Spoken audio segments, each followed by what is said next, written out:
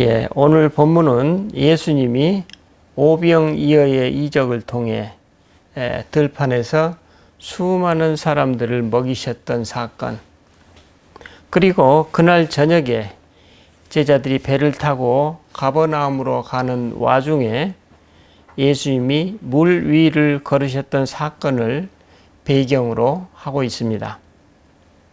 요한은 이 두 사건을 배경으로 오늘 본문을 우리 독자들에게 전하고 있습니다. 오병이어의 이적과 물 위를 걸으시는 사건 이후 그 전날 떡과 물고기를 먹었던 많은 사람들이 예수님을 찾았던 것입니다. 이 사람들은 어젯밤 분명히 제자들만 배를 타고 가버나움으로 온 줄로 알고 있었는데 예수님도 이제 제자들과 함께 계신 것을 보고 의아해하고 있습니다. 그래서 그들이 예수님께 묻습니다. 랍비여, 언제 여기 오셨나이까? 예수님이 그 떡과 물고기를 먹은 사람들에게 답변하십니다. 내가 진실로 진실로 너희에게 이르노니 너희가 나를 찾는 것은 표적을 본 까닭이 아니요 떡을 먹고 배부른 까닭이로다. 그리고 예수님이 다음과 같이 덧붙이십니다. 썩을 양식을 위하여 일하지 말고 영생하도록 있는 양식을 위하여 하라. 이 대화의 내용을 정리해 보면 예수님의 입장에서 그렇죠? 나는 여러분에게 이미 표적을 보여주었습니다.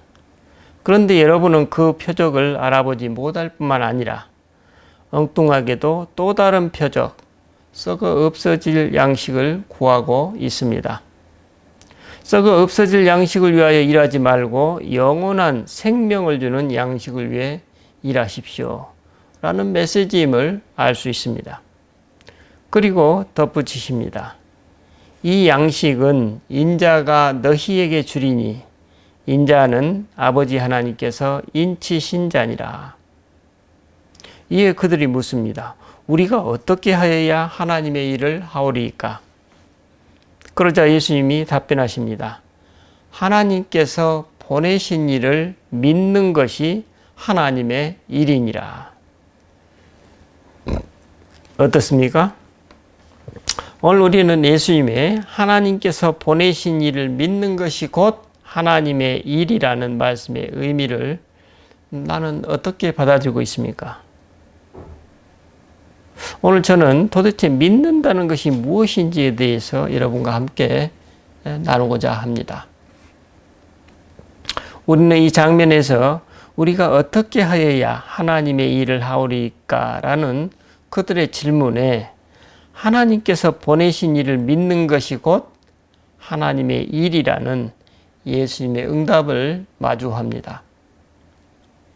우리는 여기서 예수님의 이 응답 안에 이미 그 해답이 감춰져 있음을 발견하게 됩니다. 하나님께서 보내신 일을 믿는 것이 곧 하나님의 일이라는 이 표현에서 핵심은 하나님께서 보내시는 일을 알아보는 것임을 알 수 있습니다. 이 말씀을 예수님이 행하셨던 오병이어의 이적과 물 위를 걸으셨던 사건에 적용해 보면 어떻게 될까요? 오병이어의 이적을 보면서 사람들은 예수라는 하나님의 사람과 그 배후에 계시는 하나님을 본 것이 아니라 그 마술적인 떡에 오늘 속된 말로 꽂혀버렸던 것입니다. 그들은 그 현장에서 인간 예수를 통해 드러나는 하나님 임재의 표적을 포착하는 대신 자신들의 마음을 홀리는 마술적인 떡에 눈이 팔려버렸던 것입니다. 예수님이 떡과 물고기를 그들에게 나누어 주신 이유는 그때 그 자리에서 그들의 눈과 마음을 하나님의 선물로 이끌기 위함이었습니다. 그 떡과 물고기는 새로운 유월절, 새로운 출애굽이 바로 그들 눈앞에서 펼쳐지고 있다는 현실을 알아보도록 하기 위함이었던 것입니다. 하지만 그들은 예수님의 이런 기대를 저버립니다. 그들은 대신 떡과 물고기를 먹이신 분이라면 더 큰 이적도 행할 수 있을 것이라는 기대를 품고 15절의 증언처럼 예수님을 임금 삼으려는 마음을 품고 있었던 것입니다. 그들의 마음은 예수님이 다른 왕들과 똑같은 왕, 강력한 권력과 세속적 방식으로 이스라엘을 이끌어 주었으면 하는 것이었습니다. 그들의 이런 기대는 예수님이 마음속에 품고 계시는 하나님 나라와는 완전히 다른 것이었습니다. 여기서 중요한 것은 예수님이 그들에게 무엇을 해 주실 수 있느냐가 아니라 예수님 당신이 과연 누구이신가라는 그들의 분별력이었습니다. 그들은 이처럼 그리스도로 오신 하나님의 아들을 마주하고 있다는 이 새로운 현실을 맞을 준비가 되어야만 예수님은 이제 그들을 위한 하나님의 선물을 본래의 취지대로 베푸실 수 있을 것입니다. 하지만 그들은 하나님의 선물을 직접 보고 맛보았으면서도 그 선물로 오신 그리스도께 마음을 열지 못합니다. 그들은 2000년이 넘는 세월 동안 하나님에 관해 배우고 연구하고 가르쳤지만 정작 하나님이 그들에게 오시자 그분을 볼 수 있는 눈이 아니었던 것입니다. 그들은 하나님에 관해서만 그토록 많이 가르치고 배웠지 정작 그들의 실제 삶 속에서 어떻게 하나님을 마주하고 그들과 함께 하시는 하나님과 어떻게 교감하고 그분과 언제 어떻게 동행할지에 대해서는 무지했던 것입니다. 한마디로 그들은 실제 삶 속에서 하나님의 표적을 포착하고 그것을 분별할 능력이 없었던 것입니다. 그래서 예수님은 이처럼 분별력을 잃어버린 세상을 한탄하십니다. 요한복음 6장 36절 말씀입니다. 너희는 나를 보고도 믿지 아니하는도다. 참으로 안타깝고 개탄스러운 삶의 현장입니다. 그들은 자신들 앞에서 구구절절히 하나님의 표적을 직접 보여주시고 친히 설명해 주시는 그 참된 표적을 알아보지 못하고 그들 마음에 맞는 엉뚱한 또 다른 표적을 구하고 있습니다. 이를 오늘 우리식으로 표현하자면 예수님은 손가락으로 달을 가리키고 계시는데 그들은 달을 보지 않고 예수님의 손가락만 바라보았던 것입니다. 그래서 그들은 또 다른 손가락을 찾고 있습니다. 우리는 이런 맥락에서 너희가 나를 찾는 것은 표적을 본 까닭이 아니요 떡을 먹고 배부른 까닭이로다 라는 예수님의 이 말씀을 이해할 수 있습니다.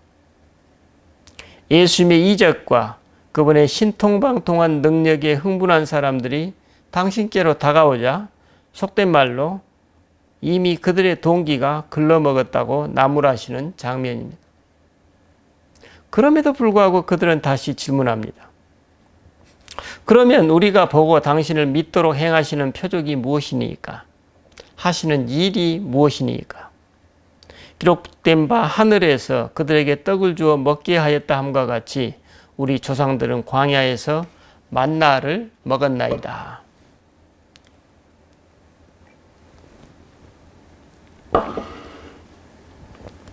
예수님이 그들이 원했던 표적을 이미 보여주셨다고 말씀하시는데도 그들은 다시 묻고 있습니다. 어떤 의미입니까? 예수님이 말씀하시는 표적에 대한 정의와 그들이 생각하는 표적이 너무나 다른 것입니다. 그래서 그들은 자신들이 생각하고 있는 표적을 또 드러내고 있습니다. 그들의 조상들은 광야길에서 하늘에서 내리는 만나를 먹었다는 것입니다. 그들의 표적에 관한 생각에 예수님이 답변하십니다. 내가 진실로 진실로 너희에게 이르노니 모세가 너희에게 하늘로부터 떡을 준 것이 아니라 내 아버지께서 너희에게 하늘로부터 참 떡을 주시나니 하나님의 떡은 하늘에서 내려 세상에 생명을 주는 것이니라. 예수님은 여기서 하늘의 떡에 대한 그들의 그릇된 개념을 바로 잡아주십니다. 예수님은 하늘로부터 주시는 참 떡은 세상에 생명을 주는 것이라고 하늘의 만나를 새롭게 규정하십니다.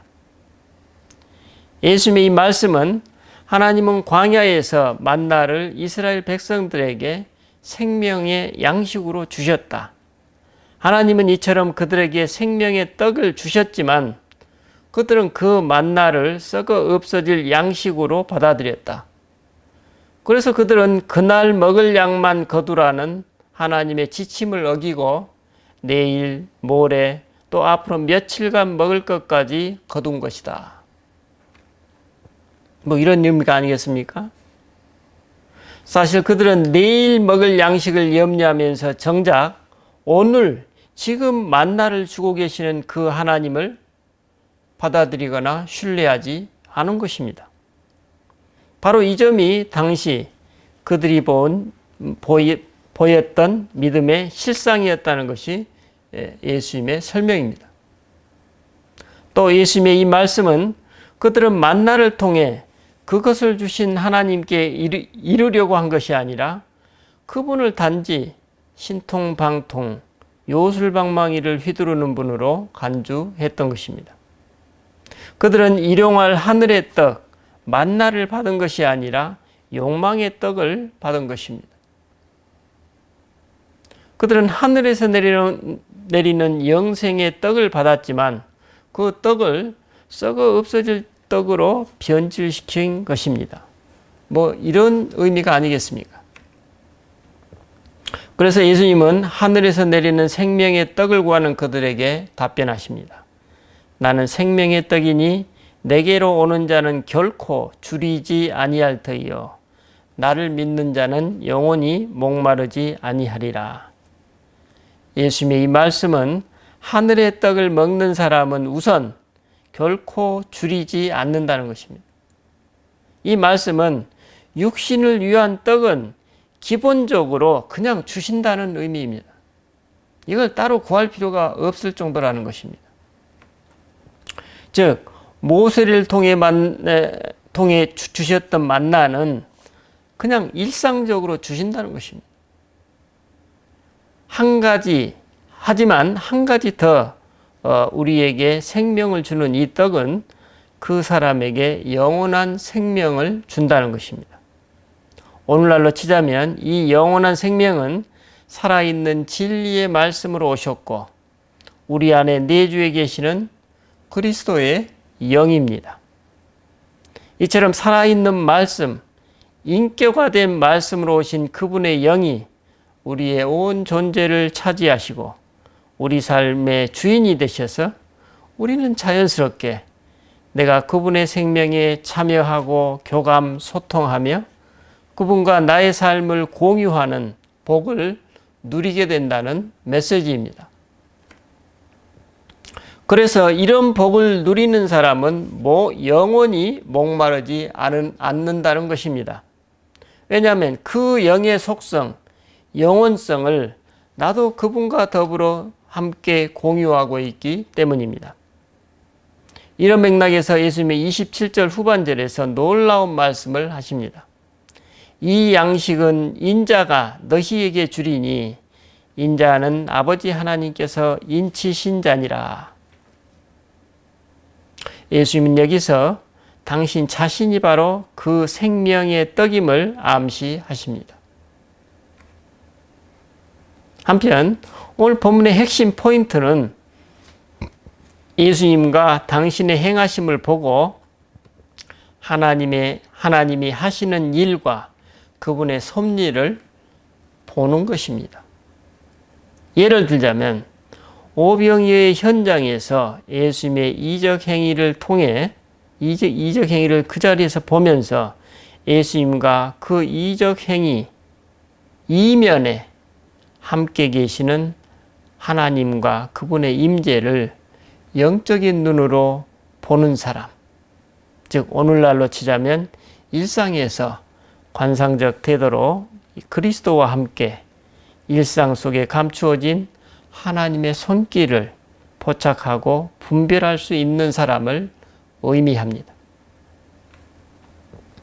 이렇게 분별력이 있는 사람은 바로 어제 들판에서 굶주린 백성들을 먹이신 것과 어젯밤 물 위를 걸으셨던 사건을 통해 2000여 년 전 그들의 조상들이 경험했던 홍해를 건넜던 출애굽 사건과 광야에서 만나를 먹었던 조상들의 이야기를 떠올리게 될 것입니다. 여기서 예수님의 메시지는 이처럼 하나님의 표적을 잘 분별할 수 있는 사람은 지금 그 이적을 행하신 인자를 하나님께서 인치신 자로 알아볼 것이라는 것입니다. 지금 오병이의 이적과 물 위를 걸으셨던 그 사건 자체가 예수님 말씀의 의미는 하나님께서 인치신 그 인자라는 것입니다.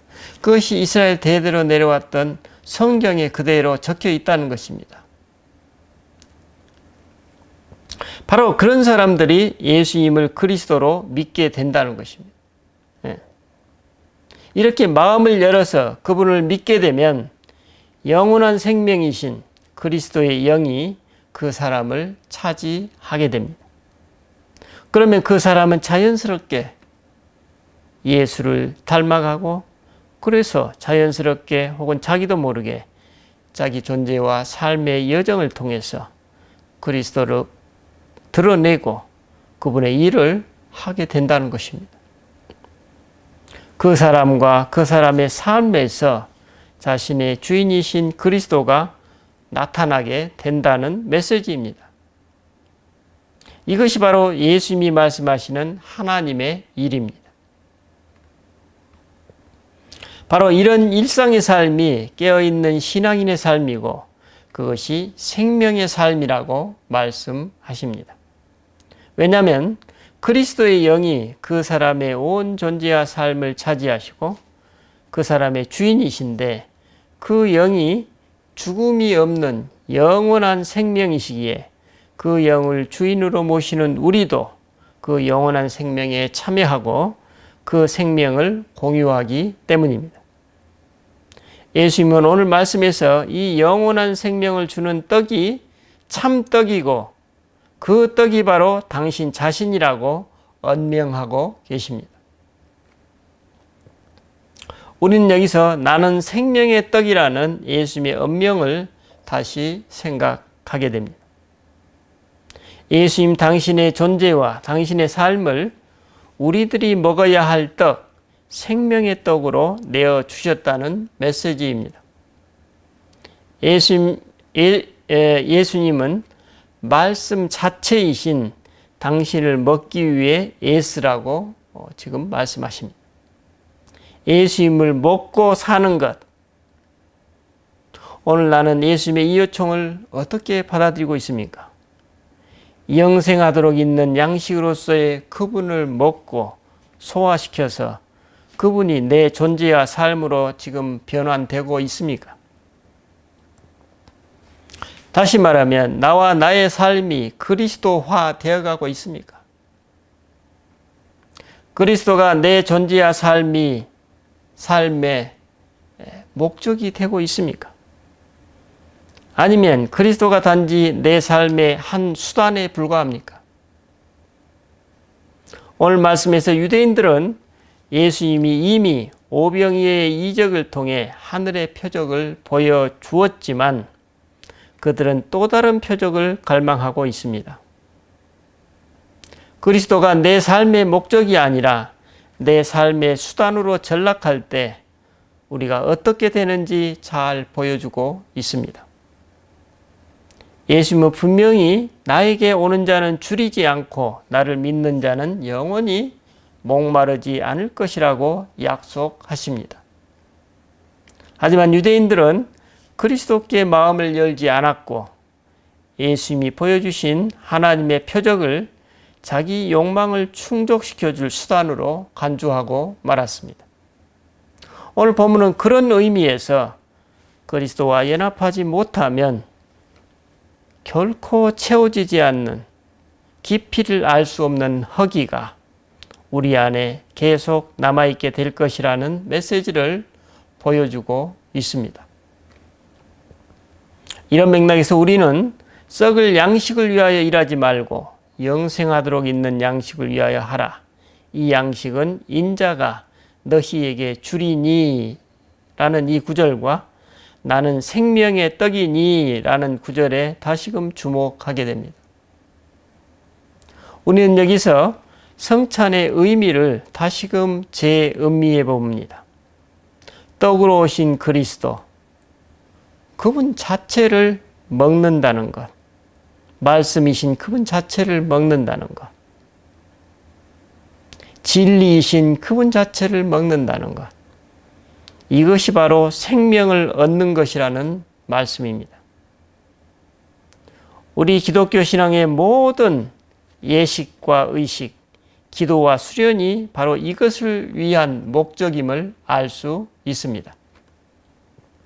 그리스도의 영이 우리의 온 존재와 삶을 차지할 때 우리는 비로소 그분처럼 자유로워지고 선을 행하되 선 그 자체로 만족하며 영원하신 당신의 영을 우리가 공유함으로써 우리 역시 당신의 영원한 생명을 공유하게 됨을 선물로 받는다는 것입니다. 예수님의 메시지는 바로 이런 살아있는 삶을 알고 받아들여서 행하는 사람이 생명의 삶을 누린다고 말씀하십니다. 요한이 그런 삶을 누리셨던 예수님을 영원한 생명이라고 불렀듯이 예수님은 그런 삶을 살아가는 우리, 나를 일컬어 살아있는 사람, 즉 생명이라고 말씀하십니다. 예수님은 오늘 본문에서 이렇게 살아가는 것이 영생하도록 있는 양식을 위하여 사는 삶, 즉 하나님의 일이라고 말씀하십니다. 여러분, 오늘 나는 그리스도를 생생하게 만나고 경험하고 있습니까? 인격적으로 살아있는 그분의 말씀이 오늘 나를 깨어있게 하고 나의 생기를 복돋우어 내가 생명으로서의 삶을 누리게 하고 있습니까? 한 주간 동안 깊이 성찰해 보시는 은혜가 함께 하시기를 빕니다. 기도하십시다.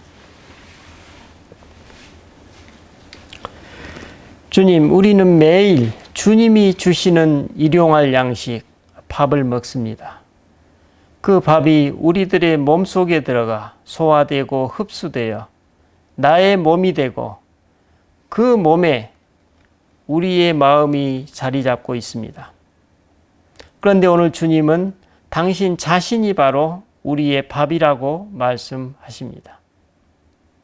당신 자신이 우리의 모든 것을 채워서 당신이 우리가 되시려는 주님의 열렬한 갈망을 발견합니다. 우리를 당신의 소유 삼으셔서 우리도 당신처럼 영원한 생명을 누리기를 원하시는 주님, 그 소망이 믿음으로, 그 믿음이 하나님의 일로 드러나게 하옵소서. 감사드리고 우리 주 예수 그리스도 이름으로 기도드립니다. 아멘.